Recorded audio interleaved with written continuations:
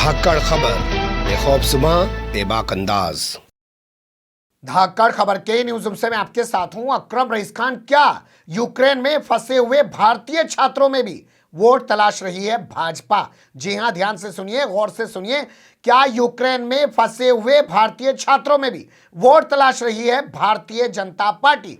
तभी तो उत्तर प्रदेश में चल रहे चुनाव के दौरान तक उनको वहां फंसने के लिए मजबूर कर दिया गया, विवश कर दिया गया। ये हमारा कहना नहीं है, ये गंभीर आरोप लगाया है देश ही नहीं दुनिया के अंदर आज अपनी एक बड़ी पहचान बना चुके किसान नेता राकेश टिकैत ने। उनका ये वीडियो सामने आने के बाद बहुत सारे सवाल पैदा हो गए हैं और उनके इस वीडियो के आधार पे हमने भी कुछ वीडियोस निकाले हैं मोदी सरकार के मंत्रियों के, भाजपा के नेताओं के, जो दिखा और बता रहे हैं कि हाँ, ये लोग वहां फंसे हुए छात्रों में वोट तलाश रहे हैं। कैसे कैसे तमाम चीजें सामने आई हैं, 3 हिस्से में पूरी खबर आपके सामने रखने जा रहा हूं। चलते हैं खबर के पहले हिस्से की तरफ।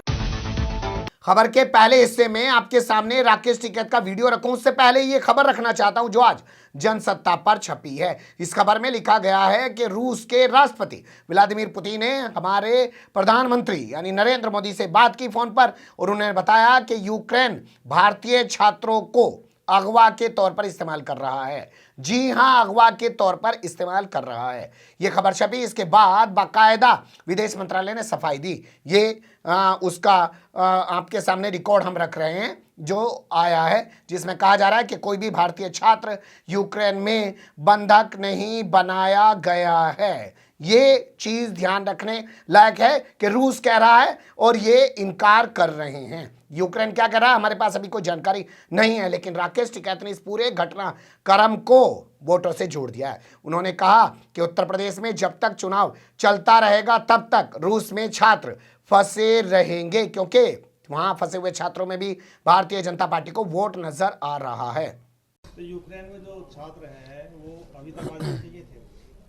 नहीं, वे 7 तारीख तक है, भी 4-5 दिन और लगेंगे उनमें, क्योंकि उनमें तो वोट तलाश रहे हैं ना। भारत सरकार उन छात्रों में भी वोट तलाश करती है कि वे जितने आएंगे उनके फोटो खिंचाएंगे, उनसे बयानबाजी करवाएंगे, तो उनसे वोट तलाश रहे। जितनी वोट हो यहाँ पर 2 चरण में बढ़ जाए उनसे। अभी तक तो वोट तलाशी नहीं है, आए हैं कुछ छात्र? ना तलाश रहे, पूरा स्पीच दुआते हैं उनसे, और वे जो ठीक स्पीच देता है उनके सरकार के पक्ष में उसका। सुन लिया आपने, ये खबर का पहला हिस्सा समाप्त हुआ। यहां से खबर के दूसरे हिस्से की तरफ बढ़ेंगे और पहले उन मंत्रियों का हाल आपको दिखाएंगे तो भारत पहुंचने वाले छात्रों का स्वागत कर रहे हैं और किस किस तरीके की उनकी बयानबाजी सामने आ रही है। सबसे पहले बात गिरिराज सिंह की, तो गिरिराज सिंह ने कहा कि मोदी है तो मुमकिन है। जी हां, मोदी है तो मुमकिन है। अब छात्रों की तीसरी खेप भारत लाई जा चुकी है और जल्द ही ये रेस्क्यू ऑपरेशन खत्म हो जाएगा। मोदी है तो मुमकिन है, इसके लिए मैं धन्यवाद देता हूं बिहार वासियों की ओर से, देशवासियों की ओर से, उन बच्चों के माता पिता की ओर से जो रात दिन चिंतित थे। आज ट्रेन हंगरी की ओर प्रस्थान कर गया है, फिर से ये तीसरी खेप है, चौथी खेप।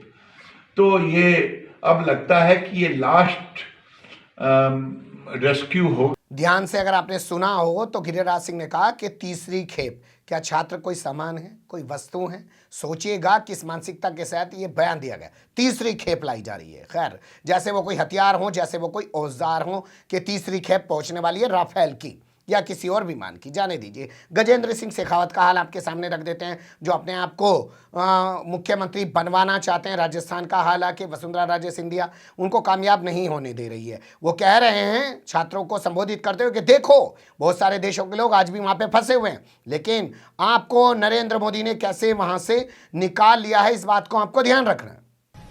और मुझे बहुत प्रसन्नता होती है जब ये देखता हूँ कि दुनिया के बहुत सारे देशों के लोग शायद अभी भी वहाँ फंसे होंगे, लेकिन हमारे लोग इस तरह से निकल रहे हैं। आज भी जो है, आप जिस फ्लाइट में आए हुए नंबर 4 है, इसके बाद में अभी it is to be followed by 3, 4, 5 more flights, और आने वाले 2-3 दिन में बहुत सारे लोग इवैक्यूएट होकर के हिंदुस्तान वापस। सुन लिया गजेंद्र सिंह शेखावत को क्या बताया जा रहा है। बहुत सारे फंसे हुए, तुम निकल के आ गए, ये नरेंद्र मोदी का दम है। गिरिराज सिंह कह रहे हैं तीसरी खेप आ चुकी है। अब बात कर लेते हैं जितेंद्र सिंह अहीर की।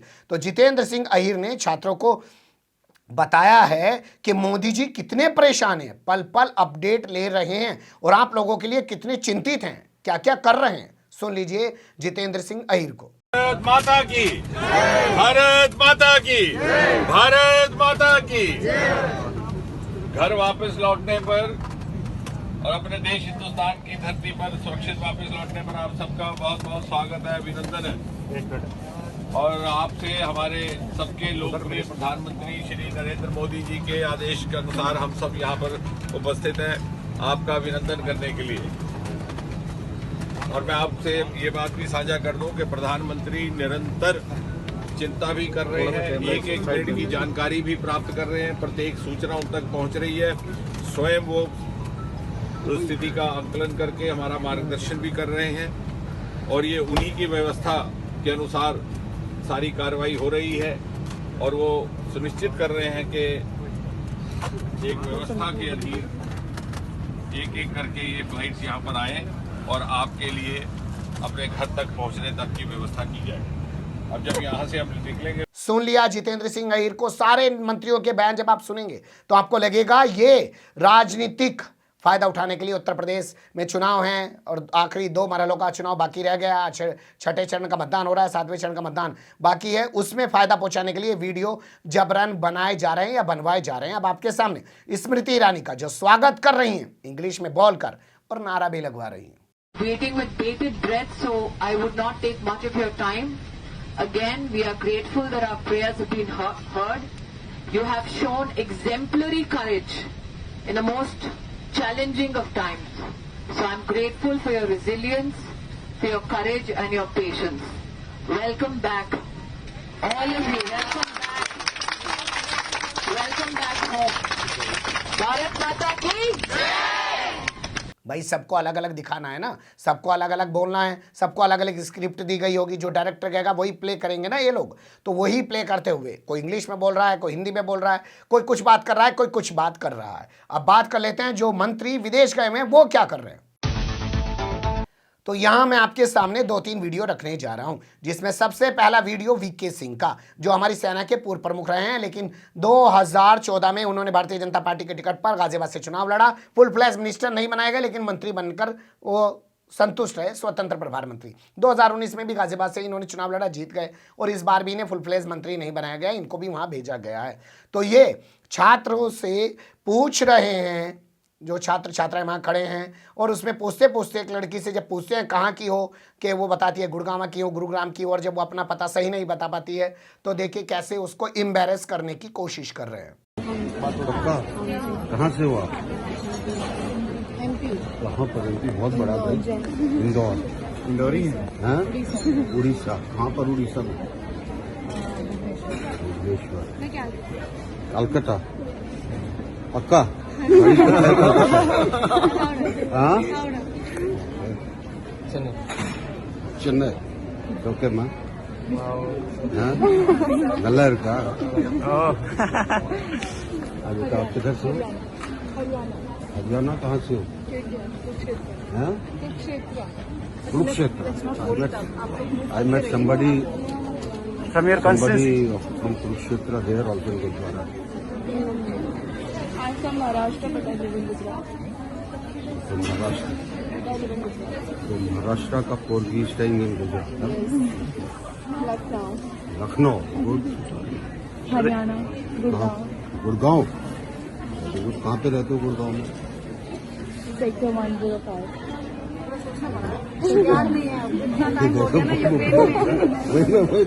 एकदम से कंफ्यूज हो गई। सुन लिया आपने, पीछे से सिक्योरिटी वाली भी बोल रही है कि बहुत दिनों से यहाँ रह रही है, पता भूल गई होगी। बच्चे खाना पीना भूल चुके हैं, बच्चों को नींद नहीं आ रही है, मिनट भर में अपने परिवार के लोगों के पास पहुंचना चाहते हैं और इन लोगों को मजाक ठट्ठे सूझ रहे हैं। और ये तक शर्म नहीं आ रही है कि अगर वो बच्ची नहीं बता पा रही है तो उससे पता पूछा जा रहा है, किसी के बारे में कहा जा रहा है कि अच्छा तुम मराठी हो, तुम फलानी जगह की हो, तुम यहाँ की हो, तुम वहाँ की हो।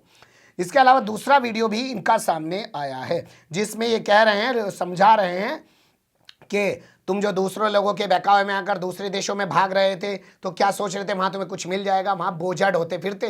पोलैंड के लोगों से मेरी बात हुई है, वो तुम्हारा खर्चा उठाएंगे पढ़ाई का। पोलैंड के लोगों से बात हुई है, वो खर्चा उठाएंगे। भारत सरकार नहीं खर्चा उठा रही है, आपने ही खर्चा उठा रहे हैं। सुन लीजिए, ये भी इन्हीं की जबानी। आप में से ज्यादातर लोग तो यहाँ पर बैठे हैं जिनको अपना घर प्यारा है, वो जाने की तैयारी में है, क्योंकि आपके पेरेंट्स भी आपको बुला रहे हैं, वो ज्यादा वरिड है।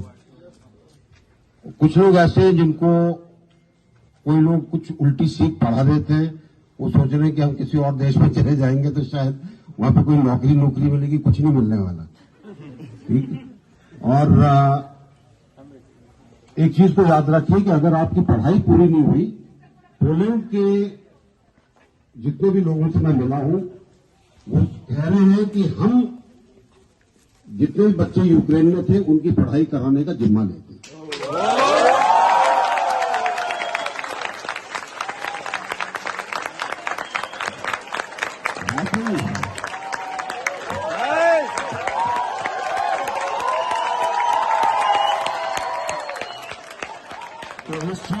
तो इस चीज को सबको बताइएगा।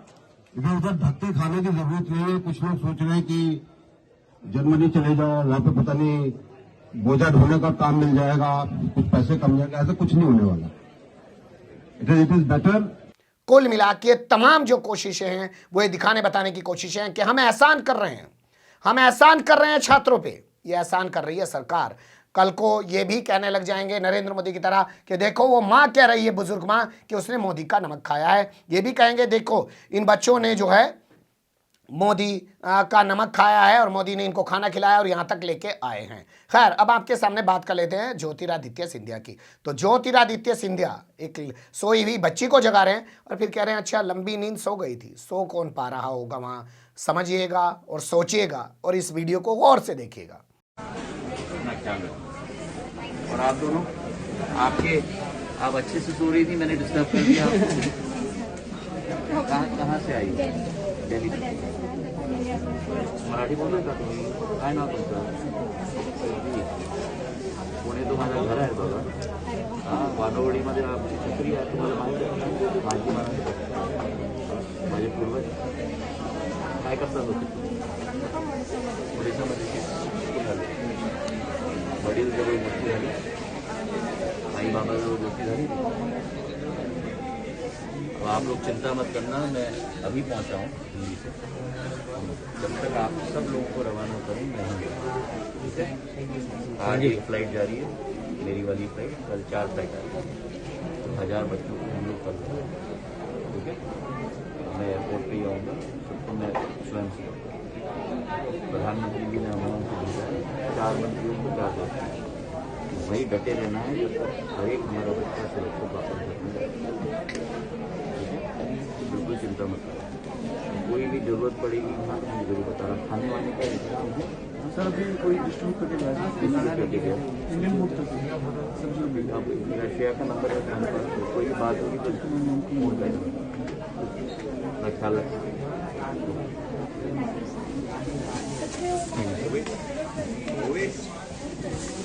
सुन लिया आपने, मराठी में बात की जा रही है, दिखाने की कोशिश की जा रही है कि ज्योतिरादित्य सिंधिया को मराठी भी आती है। वीडियो बन रहे हैं या बनवाए जा रहे हैं।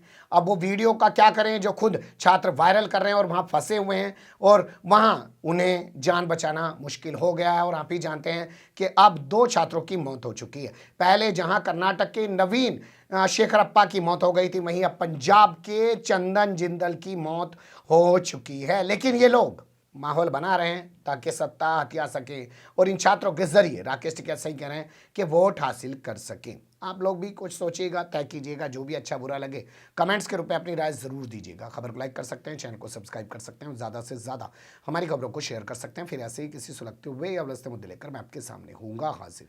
फिलहाल अभी मुझे दें इजाज़त।